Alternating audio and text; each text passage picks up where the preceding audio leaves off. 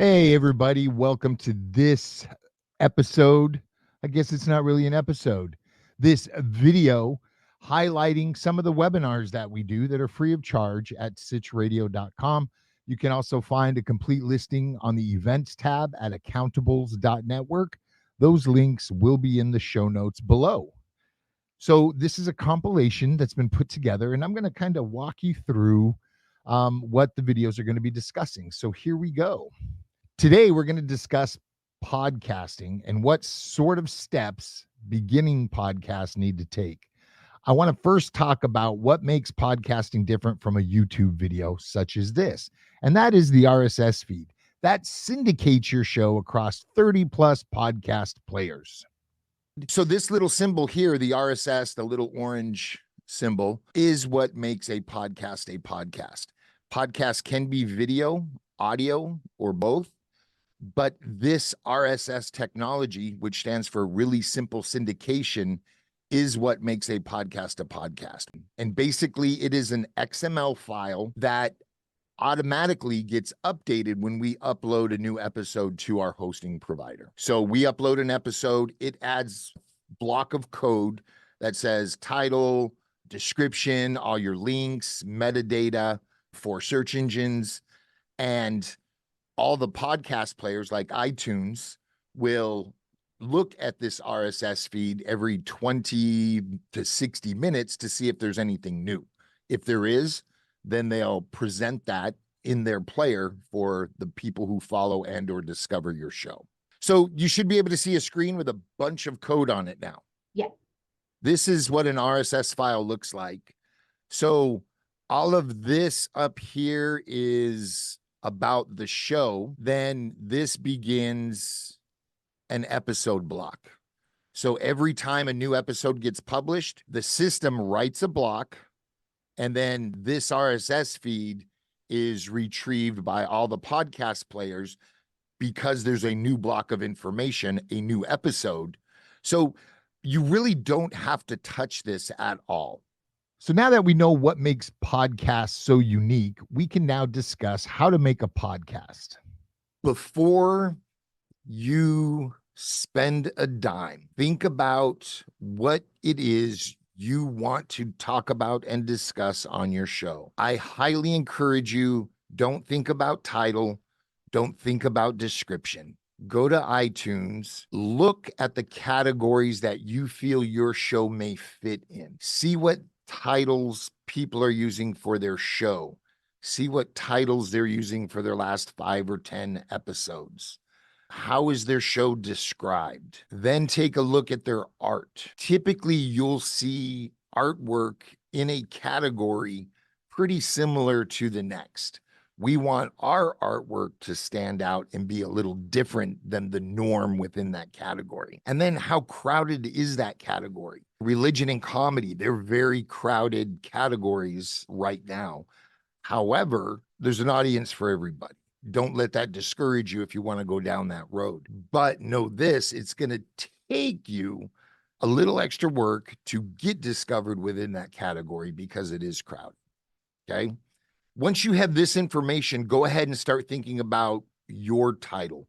It would be best that your show title does not replicate a show that's already out there. You want to be a little different.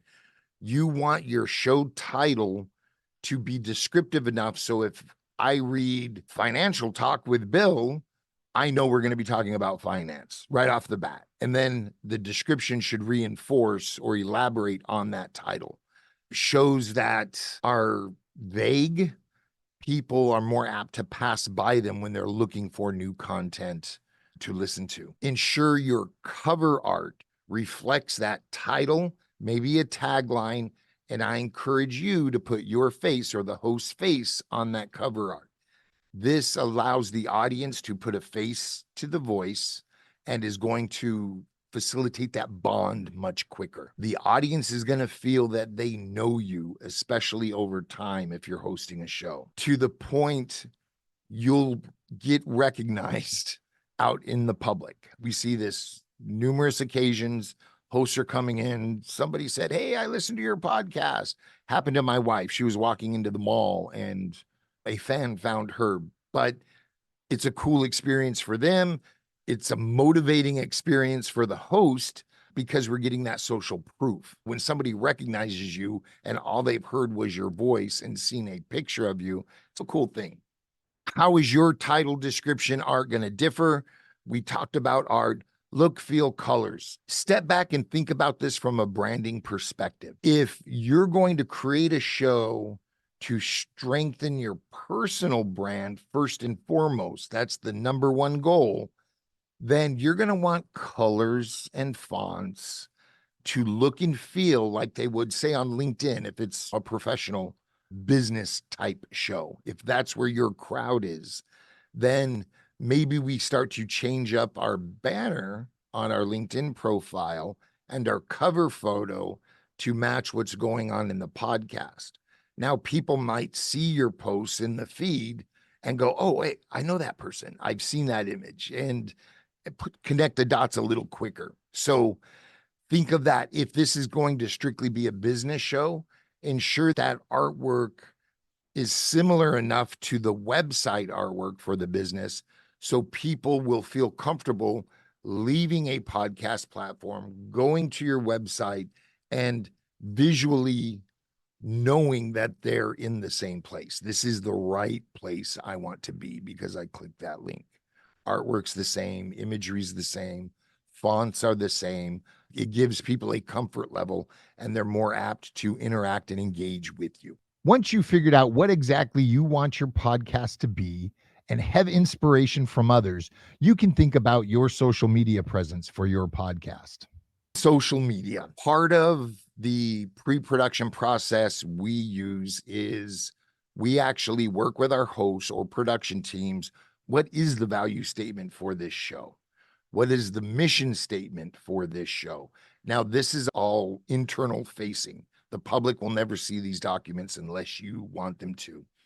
But it gives us a great understanding of what we are trying to accomplish so we can identify where those types of people are spending their time on social media. I often refer to LinkedIn as the country club and Facebook as the city park. And on the 4th of July, the employees are going to the park and the business owners are going to the country club to celebrate Independence Day. So if your show is more CEO focused, C-suite focused, upper management focused, even the supervisor that cares focused, you're definitely going to want a LinkedIn presence for your show versus Facebook. However, you can still have a presence. 9 times out of 10, you're going to want an Instagram page. And if you're going to do that, or Threads now, you might as well just have all 3 Facebook platforms and stretch it out. It's easy to schedule the same post on the multiple platforms. So think about where your audience lives, and that's where you're going to want to promote your show and spend more time socializing and utilizing those tools for growth. All right. Now we've talked about all the pre-steps that go into making a podcast. We'll now talk about coming up with ideas. Before you begin producing your podcast, you have to have an idea. As I mentioned earlier, what is your mission statement? The goal that you want to talk about on your podcast. If you're ever stuck on an idea or you're not really sure how to delve deeper into an idea, you can use ChatGPT. ChatGPT is a great way to help you develop your ideas and concepts for your show. I'm now going to demonstrate an example of this. I want this episode to be between 20 and 30 minutes. Please generate the script for this episode. So it's even giving us rough timestamps, 1 minute, 1 to 5 minutes. And I know it's generating content faster than I can read. The wrap up. It's even including a 30-day challenge for us. And these are some of the things we need to watch out for. If we don't have a 30-day challenge, we're now going to have to generate a 30-day challenge. But not the end of the world because we happen to have a cool tool called ChatGPT. So let's just review this script briefly. Unlocking the Power of Habits, 0 to 1. Welcome back. Channel name, habits. Let's unlock the power of habits. We're going to spend 1 to 4 minutes on this. What are habits? The habit loop, cue, routine, reward, forming new habits, breaking bad habits. That should probably be an episode in and of itself. But maybe that is an idea for a full-length episode. So we would then copy and paste that into our episode idea bucket for future evaluation and creation. Now that you've seen how ChatGPT can help you with your ideas, you can also use ChatGPT image generator to help you create a banner for your podcast. I'll now show you how it works. What I am going to do through DALL-E, through this third party, is say, generate an image of participants watching a live web on ChatGPT, and we'll get a little spell check in there, and we're going to fire that off. Now, it takes a little time to generate an image. On the far left-hand side, you'll see that today a new chat is being generated, and it's creating an image right now, and it gives us a little scrolling. And of course, there was an error. So this pencil right underneath your original prompt allows us to edit this prompt. Let me ask nicely and see what happens. Oh, please generate an image. It's back to creating an image. It's funny because I use a lot of pleasantries when I'm writing prompts, and then I giggle at myself when I realize I'm doing it, because it's a machine. It doesn't understand please, but maybe it does. It's constantly progressing. So this is a cool, unique image. Nobody has ever seen this in the world until right now. The cool thing about this is I'm using more and more AI generated images to promote my blog posts and to promote podcast episodes because they are unique. If you spend an ample amount of time on Pexels or Pixabay grabbing free, royalty-free images, you get to a point to where you're like seeing it, and standing out and being original, especially when promoting a piece of content, is very important. Now, it's square. That's awesome for Instagram.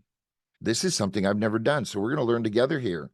Please generate this same image at the size of 1600 by 900 pixels. I've never asked it to resize an image, so this will be interesting. Usually I ask for the size image I need. 16 by 9 is what Twitter likes. It's a little shorter than what Facebook likes, but this might be a cool experiment. So through a variation, we can see his legs. We're checking out. It's pretty much the same desk. Lighting's a little different, but again, unique and relevant. To download it, you can click download. I believe you can click it and then download it here so you can see it in full screen. If you don't like what ChatGPT image generator is making for you, that's okay, because I have another great AI tool for you to use, and that is called Midjourney. Midjourney is an AI tool through Discord that creates brand new images, and I'm now going to demonstrate how it works. Giraffe performing ballet at the Disney Concert Hall. Now, if you guys have never seen this, if you have, I am sorry. If you haven't, a couple of things. We're waiting to start here. This is going to give us a little update. Okay, 0%. It shows this, and I love this. This was brilliant user interface architecture. How every time this percent increases, my pictures are a little clearer and clearer. I'm sitting there waiting like a kid on Christmas morning. U1, 2, 3, and 4 is upscale. V is I like version 1. Let's work on that some more. So I'm going to click V1, and it's going to give me 4 new renders based off the first one that it gave me. And the way these are numbered is 1, 2, 3, bottom left, 4, bottom right. If we want to see it bigger, we can just click on it. If we want it upscaled, we can click the U and it'll give us one single image. We can open in browser and get bigger images. So they're a little blocky. Yeah. Don't look too realistic. We have to start these off with whack imagine. This tells the bot we want it to render an image. Giraffe in a tutu. I think it's TUTU. A realistic giraffe in a TUTU. Uh-huh. Thank you. You're welcome. And let's see what it gives us. All right, I see some tutu. Now, I've played with this for detailed stuff.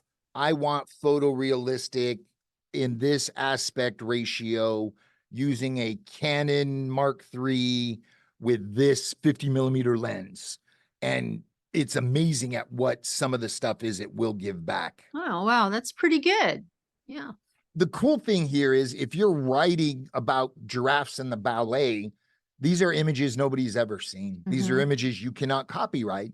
However, it could be the difference between somebody scrolling past your article or post to stopping because they're seeing a unique image.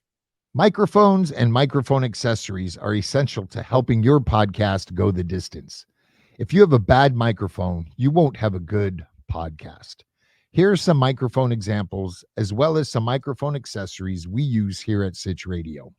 So this mic that I'm talking into now is a condenser mic. They are fragile. They go in hard cases when we travel with them. Dynamic mics, when we first opened, we started with the ATR 2100 by Audio Technica microphone. I could pull it out of the mic stand, hammer a nail in with it, and put it back in the mic stand, and it's going to perform beautifully. If we're doing field work where we're handing people a microphone or putting it in their face to where they might want to grab it and hold it themselves, that's the mic we take.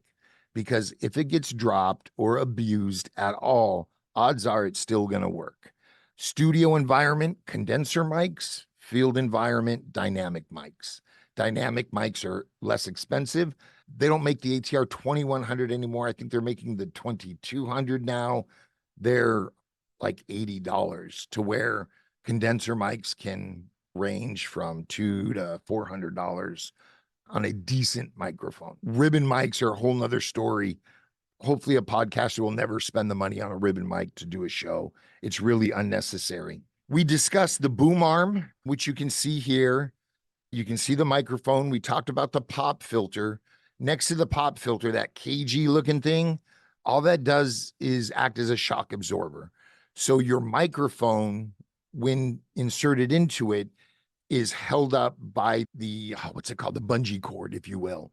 So if you do bump a table or bump the mic stand, it's going to absorb a lot of that energy and not transmit into noise into your microphone. Above these, to the right with the knobs, is an audio interface. That's a basic one where you can plug your XLR microphone into it and convert that signal down to USB to get it into your computer, which is cool.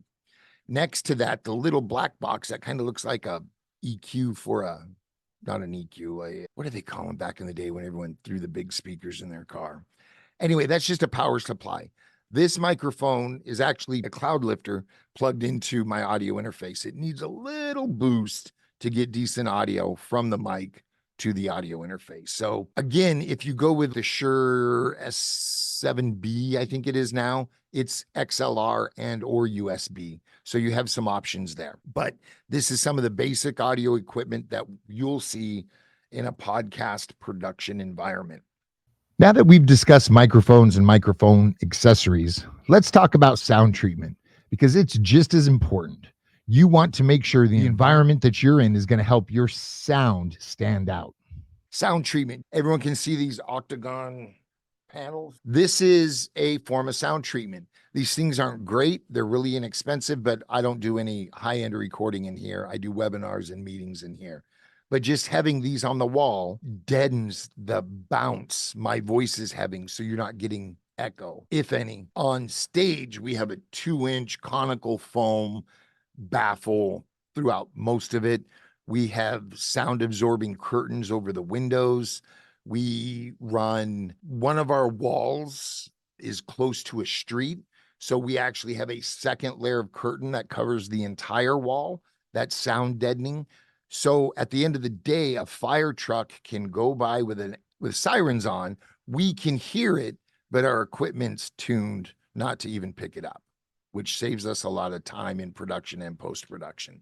So you can spend a little money. Amazon, you can get 1-inch foam, pretty inexpensive. I'm sure everyone's seen it on somebody's video. They come in different colors. You can make cool patterns. You can do whatever you'd like. But sound treating your wall is good. If you can't, for whatever reason, going to your closet that has clothes in it, setting a little desk down and doing your show facing your closet with your doors open, your clothes hanging are going to absorb a lot of that sound, reduce the bounce, and you're going to have a much better audio quality. A nice thick blanket over you and your microphone. As silly as that sounds, I was terribly sick one day and I had to do a live show. I didn't want to leave the audience hanging because I'm trying to grow it with my phone and a microphone underneath a blanket in bed. I went live and said, "Hey, everybody, I'm not feeling this today. I'm under the weather, but I wanted to pop on thinking about you all. I'll be back tomorrow." And that was it. And it sounded fine because I was under a blanket. My voice was jacked, but it sounded fine acoustically because I was underneath the blanket. So you've recorded an episode. Now it comes time to edit. It can be overwhelming to search for editing software since there are so many. So here are some that I recommend. Audio recording and editing equipment software. We use a product called Hindenburg. It's built out of the EU. It's built for in-field audio reporters. It doesn't have all the bells and whistles that, say, Adobe Audition has. It's meant for speed. It's got the tools you need to record, edit, and transmit up. In our case, upload directly to your podcast host, which is cool. That saves a few steps. Audition is Adobe's product. What else? There's so many editing programs out there. We use a mix depending on what we're doing and or what needs to be done to treat the files. We'll kind of choose our tool, but we're editing audio and video all day. I would encourage you to start with something like Audacity, which is a free tool. That's where we started 10 plus years ago using Audacity. I don't want to say it's clunky. It's gotten a lot better, but back in the day, noise reduction was a 7-click process. With Hindenburg, noise reduction is a 2-click process. So when you're constantly reducing noise on files, Hindenburg's a much faster tool for us, which is paramount. I gave you some examples of audio recording, but what if my podcast has video? Not to worry, because there is a great AI tool for your video editing called Descript. I'm now going to explain what Descript is by showing you an example of a podcast I'm editing on right now. This is a show I'm editing right now. And the cool thing is it's AI backed. I drag and drop. I say new project. I drag and drop the video into it. It will transcribe it. It tells me, oh, we detect multiple speakers. Let's put names to the voices. So it'll play a little clip and I go, oh, that's Leo. Then it'll play the next clip. Oh, that's Jason. And then it matches those name tags with them Oh, speaking, wow. which is That's really cool. incredible. This is a speaker tag. If Jason really started speaking here, I can just drag that tag to is. Now, when I export the VTT or SRT file for transcription, it's moved, which is really cool. Okay, so a lot of this is for transcription process. Yeah, let me give you a brief overview of Descript. Okay, thanks. I upload a video, it transcribes it. I can assign speaker names, if need be, to speakers. I also have a timeline that I can edit audio and video on. I can add layers for overlays, intros, outros, just like any other video editor there is. But say, for example, these guys use a lot of filler words. It does not add value to the conversation. If I were editing the video, I would edit that out. Interesting. But I don't have to go down to the timeline to do that. I can highlight the words and delete them, and it'll delete the audio and video. Incredible. And then throw a slight transition on it. Really easy. It has audio effects. It has video effects. It will do so much. If what they said right here was just phenomenal and I want to create a short TikTok video, I just copied this paragraph. I'm going to say new project. It's going to open up a new instance of Descript. I'm going to paste that paragraph and it's going to bring the audio and video over. Wow. So now I have a 60-second, 30-second, however long snippet to promote this episode. If I want to do an Instagram story or TikTok video or reel, I can change the format just by using one of their templates. So it's going to apply this template So they have their own social media templates. built into, you can build your own as well. I'm going to match the orientation, and now it's going to turn this into vertical video for me. That's going to do it for this video. This is just a sampling of the type of webinars we put on monthly at Sitch Radio. If you'd like to sign up, please visit the events tab at accountables.network or visit one of our Sitch Radio social media profiles. Thanks for watching, and I hope to see you soon.